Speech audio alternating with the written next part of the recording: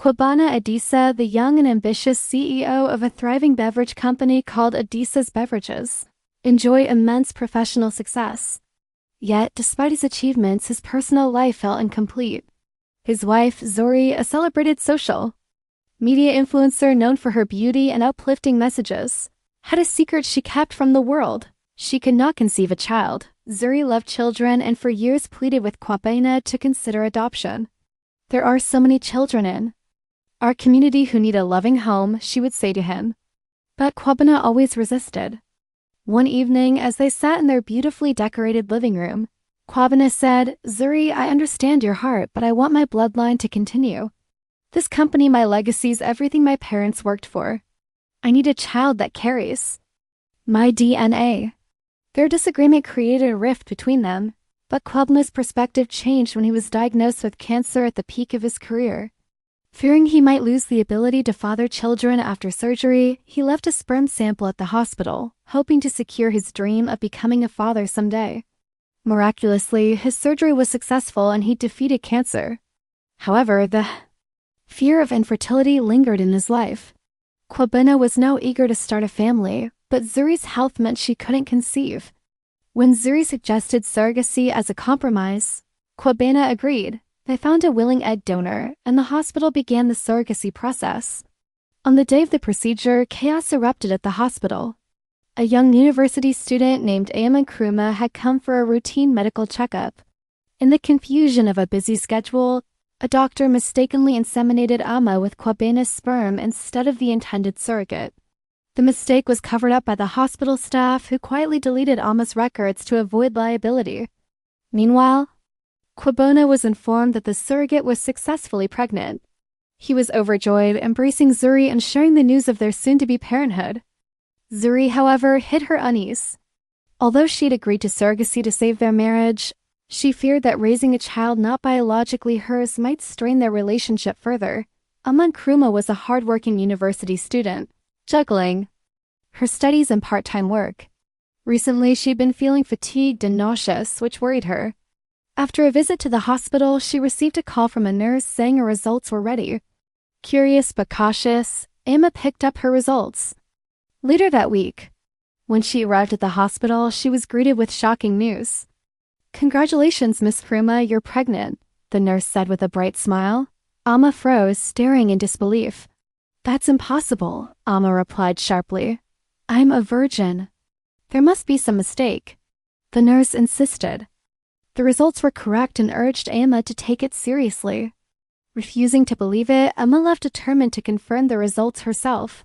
Distraught and panicked, Ama stopped at a nearby pharmacy, bought a pregnancy test, and rushed into a restaurant bathroom. Her hands shook as she waited for the results. When 2 red lines appeared, confirming the pregnancy, her knees buckled and the test fell from her hand. How could this be true? She had never been with anyone. Meanwhile, Kwabena received devastating news from the hospital. The surrogate he and his wife, Zuri, had hired to carry their child had suffered complications and the baby could not be saved. Kwabena, who had spent years longing to become a father, was shattered. Grief overwhelmed him, and unable to sit still, he left his office and headed home. Ama, still reeling from the test results, stumbled out of the restaurant bathroom. She was so lost in her thoughts that she barely noticed the sleek black car speeding down the street. The screech of brakes snapped her back to reality as she realized the car had narrowly missed her. "What's wrong with you?" Ama shouted, her voice trembling with fear and anger. Kwabena, stepping out of the car, looked startled but calm. "I'm sorry I didn't see you," he said, his deep voice full of sincerity. Ama glared at him, still shaken, but something about his demeanor made her pause. As their eyes met, an unspoken tension filled the air. Kwabena's usually composed face softened as he noticed her teary eyes and trembling hands. For a moment, they both stood there, 2 strangers carrying their own burdens. Ama, overwhelmed by emotion, brushed past him, muttering, "Just watch where you're going." Ama Nkrumah sat in her tiny dorm room, her hands trembling as she held her phone. Her childhood had been anything but ordinary, and now, at the edge of adulthood, life had thrown her into chaos once again. She stared at Malika's last message on her phone. "You have to tell them, Ama. It's the only way to figure this out." Her heart pounded. How could she explain the impossible? Even Malika, her closest friend, had struggled to believe. Though she masked it with concern and kindness, Amma's family history was a tapestry woven with pain, love, and complicated relationships. Her mother, Afua, had grown up watching her own mother endure horrific abuse at the hands of Alma's grandfather, a ruthless politician who hid his violent tendencies behind a polished public image. Alma's grandmother, scarred physically and emotionally, passed away when Afua was only 12. Her death left a bitterness in Afua's heart that solidified her distrust of men. Determined to forge a different path, Afua found comfort in the arms of a woman named Abena, who became her lifelong partner. Together, they decided to have a child through a sperm donor, a man whose identity they kept secret. To Emma, he was a phantom, someone who might not even know she existed. Her mothers never spoke of him, and she never asked. Emma's uncle, Kwaku, was another reminder of the family's struggles. His life took a tragic turn when his wife, driven by jealousy, poured acid on him after falsely accusing him of infidelity. The truth emerged too late. It had been an innocent business trip. Scarred and battling health issues, Kwaku was left to care for their 2 young children alone. The local church, moved by his plight, stepped in to support him, but his pain was visible in every line of his face. That night, Amma called her mother Afua. The line crackled, and Afua's familiar voice brought a mix of comfort and dread. "Amma, is everything okay?" "You sound off," Afua said, concern in her tone. Amma hesitated. "Mama, I need to talk to you and the family. It's important." Afua paused, sensing the gravity in her daughter's voice. "All right. Tomorrow morning I'll call Kwaku too." The next morning, Amma sat in the living room of her family's home, surrounded by her loved ones. Afua sat beside Abena, their hands intertwined. Kwaku sat across from them, his scarred face a silent testament to the pain he'd endured. His children played quietly in the corner, unaware of the storm brewing in the room. Amma took a deep breath. "I'm pregnant." The words hung in the air like thunder. Afua blinked, her face a mix of disbelief and shock. "Pregnant? Amma, how? You've never even—" "I haven't," Amma interrupted, her voice cracking. "I swear I've never been with a man. I don't know how this happened." The room fell silent. Abena was the first to speak. "Amma, dear, that's not possible. There has to be some explanation." Kwaku, who had remained quiet, finally spoke. "Amma, are you sure? Maybe you just don't remember." "I remember everything," Amma shouted, tears streaming down her face. "Why won't anyone believe me?" Afua's hand shook, her mind racing back to her mother's suffering, her own mistakes, and now this her daughter, the one hope for a better legacy, standing before her with an impossible claim. She felt the weight of generations of pain crushing her chest. Abena tried to soothe her. "Afua, calm down. Let's think this through rationally." But Afua couldn't. Her mind spiraled into despair. "This family is cursed. My mother was destroyed by a man. I chose a woman to break the cycle, but here we are again, drowning in shame and confusion." Kwaku's voice was low but firm. "This isn't about curses, Afua. Amma needs us now. We have to figure this out together." Amma looked at her uncle, gratitude and anguish swirling in her eyes. "I don't know what to do. I don't even know where to start." Malika's words echoed in her mind. "You have to tell them, Amma." She had done that. But now what? The room was a storm of emotions, anger, fear, disbelief, and love all colliding at once. Amma moved back into her mother's house, hoping they would support her through this difficult time. Her pregnancy was a mystery, and her family was determined to uncover the truth. Her best friend Malika visited often, offering comfort and encouragement. At the same time, Kwabena Adisa struggled with his own heartbreak. He had just learned he would never have a biological child because Zuri's womb couldn't carry a pregnancy to term. For Kwabena, having a child wasn't just about fatherhood, it was about passing on his DNA, his legacy, something passed down through generations. Zuri didn't share his view. She was afraid of surrogacy and wanted to adopt, hoping it would be enough for Kwabena. But Kwabena refused, set on having a child that shared his blood. Zuri felt frustrated and helpless. Knowing they couldn't agree, Zuri's mask slipped when she visited her best friend, Adwoa, to complain about Kwabena's growing distance.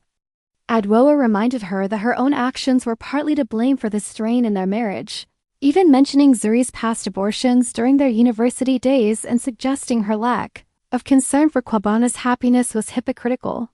Furious, Zuri lashed out at ADEMOYE for not taking her side. Kwabena, still grieving the loss of the surrogate pregnancy, found solace in long walks through the city park after work. One evening, he saw Amma sitting alone on a bench, her face shadowed with worry and exhaustion. Drawn by a sense of connection, Kwabena approached her. "Are you all right?" he asked softly, startling Amma from her thoughts. Amma hesitated, unsure how much to share with a stranger, but something in Kwabena's warm, empathetic tone broke through her defenses. "Not really," she admitted, staring at the ground. "It's been a tough few months." Kwabena nodded and took a seat at the other end of the bench. "I get it," he said after a pause. "Life throws curveballs when you least expect it." For the next hour, they shared fragments of their lives, not the whole truth, but enough to feel a strange sense of comfort in each other's presence. Amma spoke vaguely about her mysterious pregnancy and her fears, while Kwabena opened up about his battle with cancer, his longing for a family, and the pain of recent loss. They didn't exchange names, keeping their identities anonymous. "It's strange," Amma whispered. "Talking to you feels easier than talking to my family." Kwabena smiled faintly. "Sometimes it's easier to share with someone who doesn't know your whole story, no judgment, no expectations." As night fell, they parted ways, neither realizing the significance of their meeting. A few days later, they ran into each other at a small cafe. Amma was waiting for her order when Kwabena walked in, equally surprised to see her. "You again?" Amma said with a small smile. "Do you always bump into strangers twice?" "Only the ones worth meeting twice," Kwabena replied, his charm catching Amma off guard. They ended up sharing a table, and before long, their tentative connection deepened. Amma found herself laughing for the first time in weeks, while Kwabena felt a sense of peace he hadn't known since his diagnosis. Neither wanted to acknowledge the unspoken bond growing between them, one built on shared pain and quiet understanding. Over the next few weeks, their paths continued to cross, each encounter drawing them closer.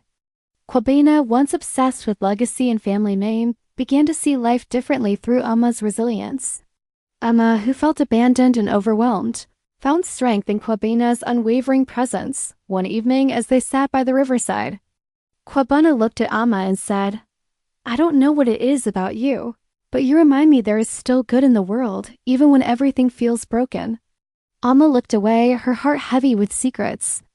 "You've been through so much," she said, "but you're still standing. That says a lot about who you are." Their words hung in the air, heavy with meaning neither could fully grasp. Little did they know their worlds were about to collide in ways they couldn't imagine. As their bond grew, so did the suspense. The truth about Amma's pregnancy, the hospital's mistake, and Kwabena's connection to it all loomed like a shadow over their newfound friendship. But for now, they found solace in each other's company, blissfully unaware of what was to come. Yet secrets have a way of surfacing, and the truth would soon test everything they had built. ADEMOYE, once a promising university student, found her world unraveling as her pregnancy progressed. The once lively campus now felt hostile, filled with whispers and stares. Balancing schoolwork, a part-time job, and her growing belly became unbearable. Amma decided to take a leave of absence and return to her family home, hoping for clarity and support. Her mothers, Afua and Abina, did their best to make Amma feel comfortable, yet tension was thick in the air. Afua worried about Amma's future, while Abina became fiercely protective, determined to shield Amma from the harsh realities the world had thrown at her. Meanwhile, Kwabena found himself thinking about Amma more often than he expected. He didn't fully understand why he felt such a connection to her. Perhaps it was her honesty, her resilience, or the quiet strength she showed even in her darkest moments. Whatever the reason, Kwabena couldn't shake the feeling that he needed to check on her. One afternoon, he found himself standing on her family's doorstep, unsure what he would say. Abina answered the door, her expression immediately hardening at the sight of the unfamiliar man. "Can I help you?" she asked, her tone sharp. "I'm here to see Amma," Kwabena replied, trying to remain calm. "I just want to make sure she's okay." Abina stepped outside, closing the door behind her. Listen, I don't know who you are or what your intentions are, but Emma doesn't need any more stress. She's been through enough. Kwabena hesitated. I'm not here to cause trouble, he said earnestly. I just want to be there for her as a friend. Abina's eyes narrowed. She doesn't need a friend right now. What she needs is peace. So whatever this is, it ends here. Stay away from my daughter. Kwabena clenched his jaw, his frustration mounting. I'm not trying to hurt her. I care about her. Abina crossed her arms, unmoved. Care from a distance. Don't come back here. The door closed firmly behind her, leaving Kwabena standing alone on the porch. He sighed, running a hand through his hair, feeling helpless and determined at the same time. Despite Abina's warning, Kwabena and Alma's paths continued to cross, though less frequently. Occasionally, they met in public places, parks, cafes, and once in a library. Their conversations grew deeper, filled with unspoken truths and a budding connection neither could fully explain. Amma found comfort in Kwabena's presence. He didn't treat her as fragile or interrogate her. He simply listened and offered quiet encouragement when she needed it most. I don't understand why you're so kind to me, Amma said one evening as they sat on a park bench, autumn leaves swirling around them. Kwabena looked at her, thoughtful. Because you deserve kindness, Amma. Life's been unfair to you.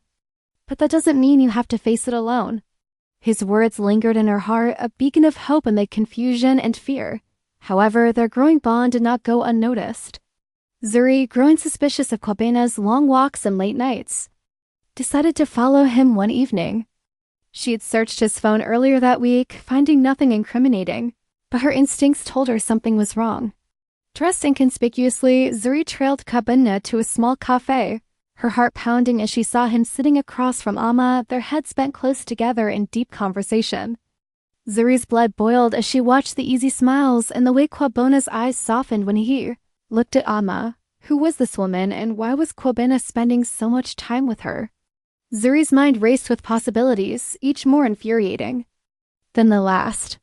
She snapped a photo of them with her phone, her hands trembling with rage. That night, Zuri couldn't sleep, her mind replaying the cafe scene over and over. How dare Kwabena betray her trust like this? And who was that girl to think she could steal him away? The next morning, Zuri decided she needed answers. Confrontation wasn't her style. Zuri preferred to play the long game. She would dig deeper, learn everything she could about Amankruma, and find a way to make her pay for whatever hold she had over Kwabena. Zuri's obsession grew. She began stalking Amma online, piecing together bits of her life through social media and mutual connections. She even hired a private investigator to gather more information. The more she learned, the more determined she became to bring Amma's world crashing down. Meanwhile, Amma remained blissfully unaware of Zuri's plotting. Her focus was on navigating her pregnancy and the growing friendship she shared with Kwabena. But as weeks turned into months, the cracks in their fragile peace began to show. To be continued. If you enjoyed this story and can't wait to see what happens next, make sure to subscribe for part 2. Don't forget to like this video and leave a comment with your thoughts on Kwabena and Amma's journey. What do you think will happen when the truth finally comes out? Let us know, we'd love to hear from you.